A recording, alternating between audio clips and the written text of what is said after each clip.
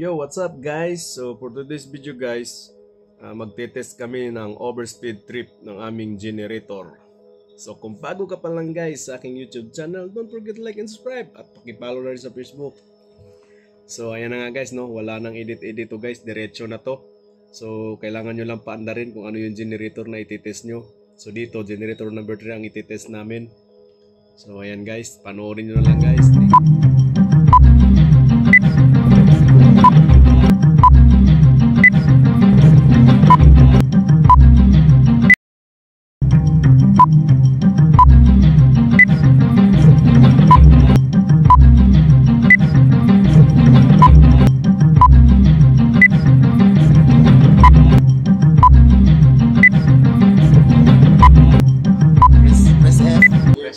Hanggang doon sa number 12.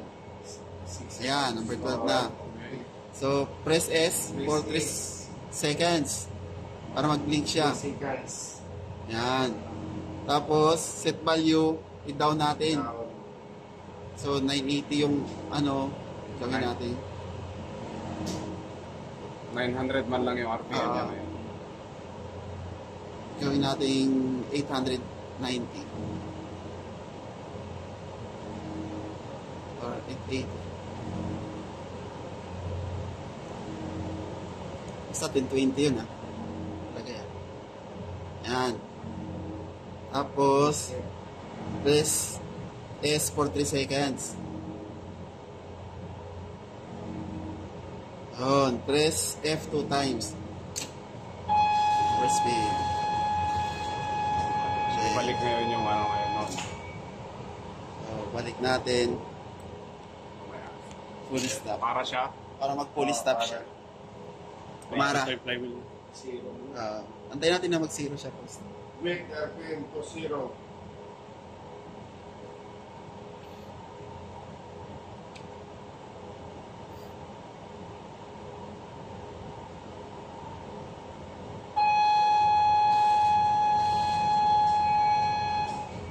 Okay. So, balik naman tayo. Press naman 6 times. F 6 times. Yan. Tapos, balik natin to sa 1020. Yan. Oh, grabe, sobrang naman yan.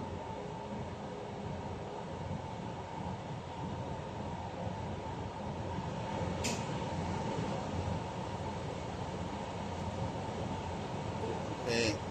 Press S. Yun. S for seconds. F. Hanggang sa mag-pair yung original niya na RPM. Kaya na yun? Okay. Zero. Very good.